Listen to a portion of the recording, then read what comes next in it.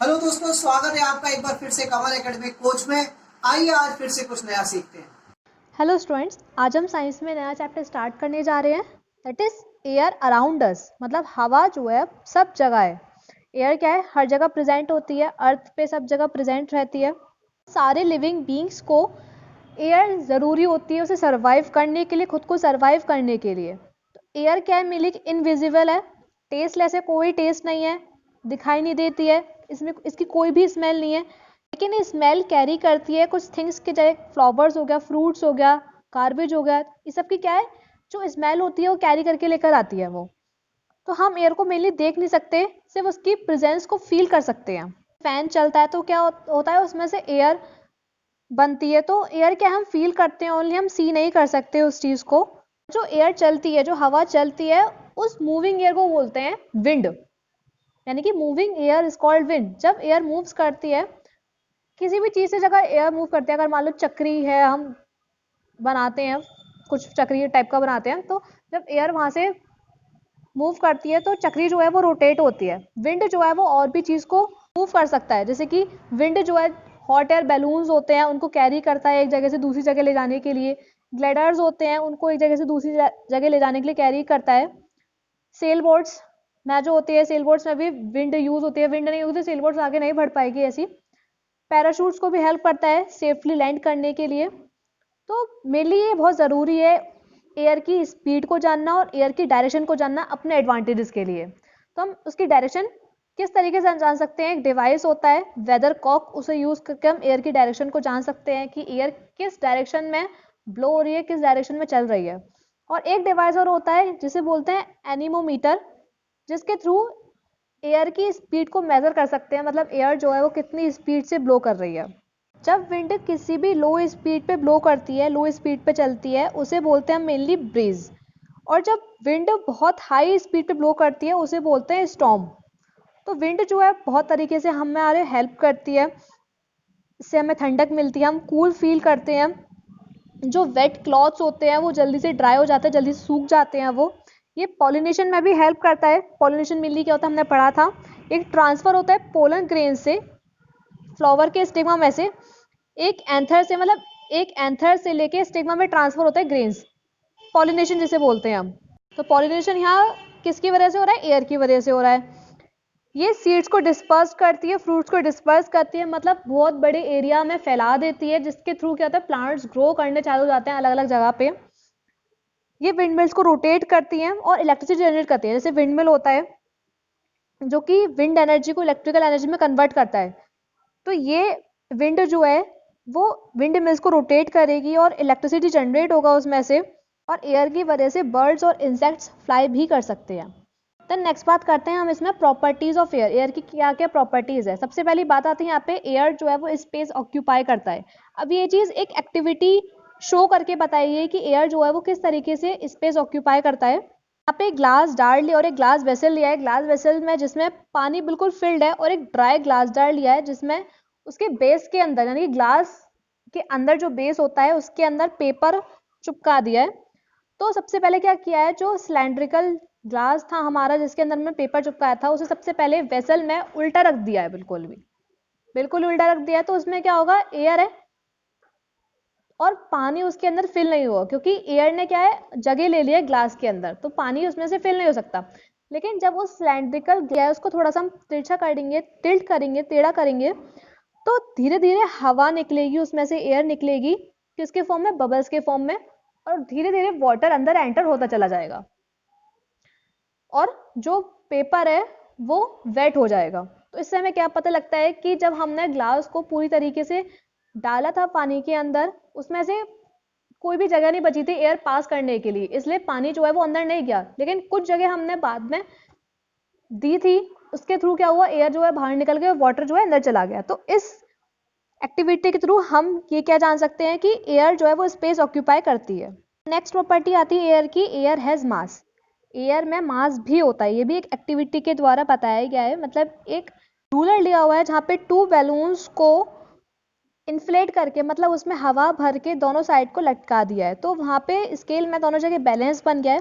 लेकिन अगर एक जगह हमने क्या है, पिन लगा दी है बैलून में, तो पिन लगेगी तो बैलून में से हवा निकल जाएगा। तो जहाँ से बैलून में से हवा निकला, क्या हुआ, मास कम हो गया, और जहाँ पे एक भरा वाला बैलून है वो नीचे डाउन हो जाएगा, और जो खाली हो गया वो ऊपर की साइड चला जाएगा। तो इस हमें क्या पता लगती है, एयर में क्या होता है, मास होता है। देन नेक्स्ट प्रॉपर्टी आती है एयर की, एयर हैज एनर्जी। तो एयर जो है बहुत सारी थिंग्स को मूव कर सकती है। एयर जब स्टॉर्म की फॉर्म में होती है तो वो ट्रीज को बिल्कुल जड़ों से हटा देती है बिल्कुल, और बहुत तहस-नहस हो जाता है, बहुत डिस्ट्रक्शन हो जाता है हर चीज का। तो जो मूविंग एयर की एनर्जी होती है उसे बोलते हैं मेनली विंड एनर्जी। तो इसी चीज के थ्रू जो विंड मिल्स होता है वो इस एनर्जी को कन्वर्ट करती है इलेक्ट्रिकल एनर्जी में अपने यूज के लिए। जैसे कि आप एक एग्जांपल बताया गया है, बैलून है, बैलून में एयर फिल की गई है, उसके बाद हमने बैलून, एयर फिल करने के बाद हमने बैलून को क्या है, छोड़ दिया। जो छोड़ने के बाद क्या होता है, बैलून इधर से उधर जाता है, उसमें से हवा निकलती है, इधर से उधर जाता है, तो हवा निकलती है उसमें क्या है, एनर्जी प्रोड्यूस हो रही है उसमें, तभी तो वो आगे की साइड बढ़ रहा है, डायरेक्शन उसकी बढ़ रही है। अगर कोई भी एनर्जी नहीं होती तो वो एक ही जगह पे रहता, एक ही जगह पे एयर पास होती रहती, लेकिन एयर में एनर्जी है इसलिए वो अलग अलग डायरेक्शन में जा रहा है। देन नेक्स्ट आता है यहाँ पे एयर एक्सर्ट्स प्रेशर। एयर जो है प्रेशर भी एक्सर्ट करता है।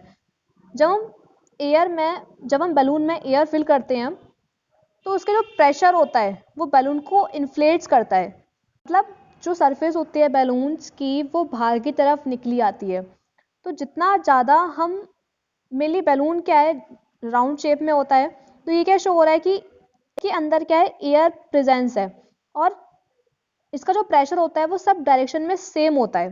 बैलून को रिलीज कर दिया जाता है, जब उसे हाथ से छोड़ दिया जाता है तो एयर फोर्सेस जो होती है बैलून में जो लगती है वो मूव करवाती है, बैलून को मूव करवाती है।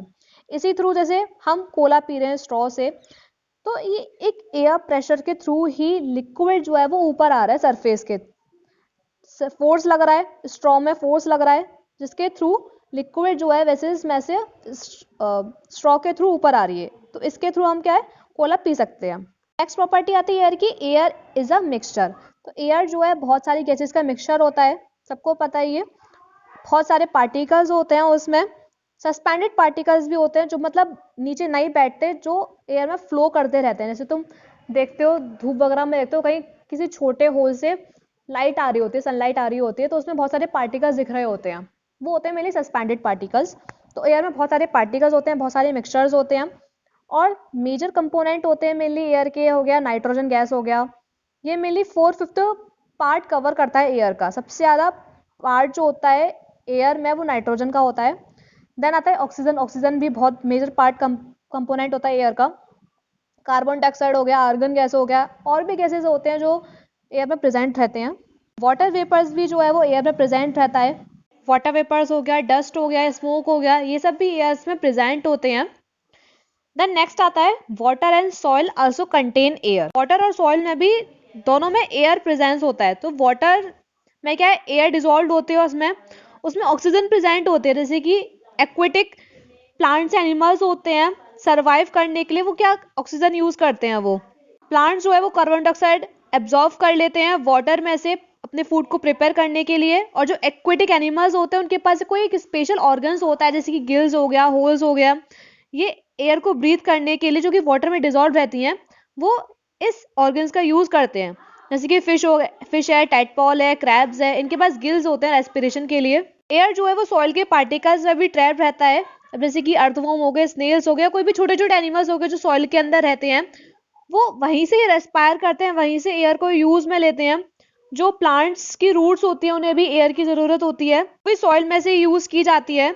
जो बरोज होते हैं, जो होल्स होते हैं, जो कि एनिमल्स के थ्रू डग अप कर दिए जाते हैं, उनको भी मतलब वो एक पाथ बन जाता है एयर का, एयर वहां से एंटर हो सकती है, एक मीडियम बन जाता है एयर की एंट्रिंग का। इसके थ्रू एनिमल्स जो है वो ब्रीथ कर सकते हैं। जैसे कि आप लोगों ने रेनी सीजन्स में इंसेक्ट्स और वर्म्स को सॉइल में से बाहर आते हुए देखा होगा। क्यों? क्योंकि जो रेन वाटर्स होता है वो सॉइल में फिल हो जाता है, मतलब सॉइल में जितनी भी स्पेस होती है एयर एंटर करने के लिए वो सब फिल जो हो जाती है, और एनिमल्स जो है वो ब्रीथ नहीं कर सकते, इसलिए इसी वजह से उनको ब्रीथ करने की वजह से वो सॉइल से बाहर आ जाते हैं। देन नेक्स्ट आता है एटमॉस्फेयर। तो हमारा जो अर्थ है वो एक एयर की ब्लैंकेट से कवर्ड है बिल्कुल हाइट पे, जो कि अर्थ से 700 किलोमीटर की सरफेस के ऊपर है। तो और जिसे बोला जाता है एटमॉस्फेयर। जो फोर्स, ग्रेविटी का जो फोर्स है वो एटमॉस्फेयर को होल्ड करके रखता है अर्थ पे। तो जो एटमॉस्फेयर सबसे ज़्यादा डेंसर वहाँ है अर्थ की सरफेस पे। अगर हम अर्थ से दूर होते चले जाएंगे तो एटमॉस्फेयर की जो डेंसिटी होगी वो कम होती चली जाएगी। जैसे तैसे हम हायर होते चले जाएंगे, एटमॉस्फेयर जो है उसकी जो परत है एटमॉस्फेयर की वो बहुत पतली होती चली जाएगी। आप लोगों ने देखा होगा जो माउंटेन क्लाइंबर्स होते हैं वो अपने साथ ऑक्सीजन बैग लेके चलते हैं, क्योंकि वहाँ पे जो एयर का लेवल होता है वो कम होता चला जाता है। जो एटमॉस्फेयर है बहुत सारे लेयर से बना हुआ है। एटमॉस्फेयर जो है वो हमारे अर्थ को वार्म रखने में हेल्प करती है और ये प्रिवेंट्स भी करती है जो बाहर की हॉट आती है, जैसे कि सनरेज जो होता है, सनरेज में एक हार्मफुल रे होती है अल्ट्रावायलेंट रे, उसको प्रोटेक्ट करती है एक ओजोन लेयर से।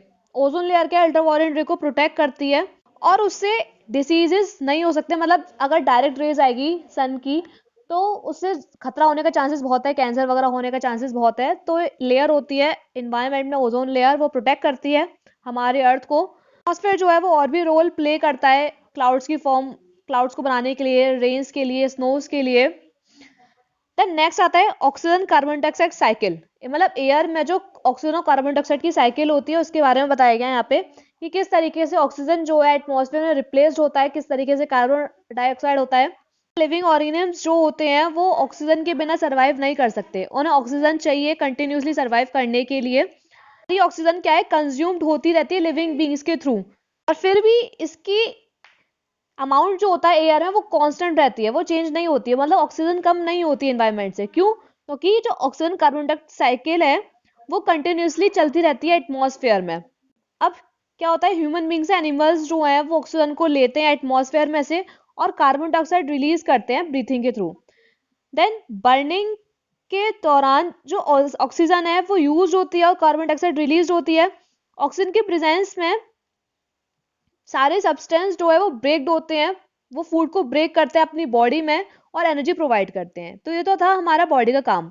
दूसरी तरफ प्लांट जो है वो कार्बन डाइऑक्साइड लेता है जो कि एयर में प्रेजेंट होता है और अपना फूड बनाता है फोटोसिंथेसिस प्रोसेस के थ्रू, और वो ऑक्सीजन रिलीज करता है एटमॉस्फेयर में। तो ये जो साइकिल है प्लांट्स और एनिमल्स को जो साइकिल है एनवायरनमेंट में जिसे बोलते हैं oxygen carbon dioxide cycle.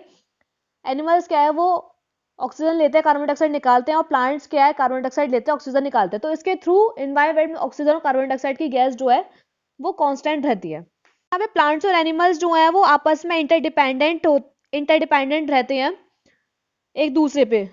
Next आता है अब एयर पोल्यूशन। जब कोई भी अनवांटेड पार्टिकल्स एयर के साथ मिक्स हो जाते हैं उसे बोलते हैं एयर पोल्यूशन। बहुत बड़े बड़े पार्टिकल्स हो गए डस्ट के, स्मोक निकल रहा है चिमनी से, व्हीकल्स भी क्या है पॉल्यूशन का कॉज बन रहा है। जब फ्यूल्स हैं, पेट्रोल हो गया, डीजल है, कोल है, जब इनको जलाए जाते हैं तो ये बहुत सारे हार्मफुल गैसेस देते हैं। इनमें से बहुत सारी हार्मफुल गैसेस निकलते हैं जलाने पे, और ये सारी जो गैसेस होती हैं ये डैमेज करते हैं हमारे रेस्पिरेटरी सिस्टम को और बहुत सारी स्किन डिसऑर्डर्स हो सकती हैं। तो इसलिए बहुत ज़्यादा इंपॉर्टेंट होता है कि गैस जो है वो एटमॉस्फेयर में ना जा पाए। मतलब जाएगी तो कम ही जाएगी, कम करो इस चीज़ का यूज़ करना। तो यहाँ पे मेनली एयर पोल्यूशन में इतना ही बताया गया है। आप इस चैप्टर को रीड कीजिएगा अच्छे से।